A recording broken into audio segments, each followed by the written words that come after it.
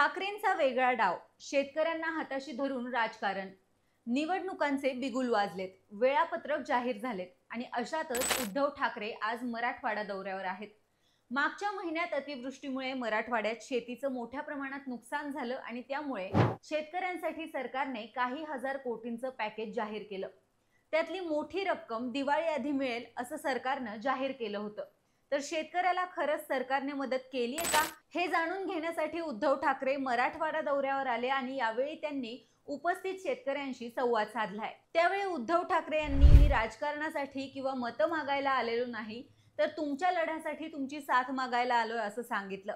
आपल्याला सरकार ताब्यात घ्यावं लागेल, त्यामुळे सरकार म्हणून एकत्र यावं लागेल. कर्जमुक्ती झालीच पाहिजे, 50,000 हेक्टरी मदत दिलीच पाहिजे. ते मिळत नाही तोपर्यंत सरकारला दार उघडं करायचं नाही, त्यांना दाराच्या बाहेरच ठेवू. जेव्हा मी हाक देईल तेव्हा आंदोलनाला या, मी सर्वांना न्याय मिळवून दिल्याशिवाय राहणार नाही, असं वक्तव्य यावेळी उद्धव ठाकरे यांनी केलं.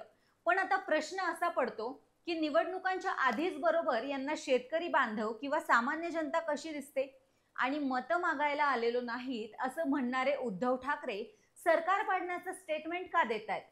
तुम्हाला याबाबत काय वाटतं हे आम्हाला कमेंट करून नक्कीच सांगा आणि अशाच महत्त्वाच्या व्हिडिओसाठी जनता आवाज डिजिटलला सबस्क्राईब करायला विसरू नका.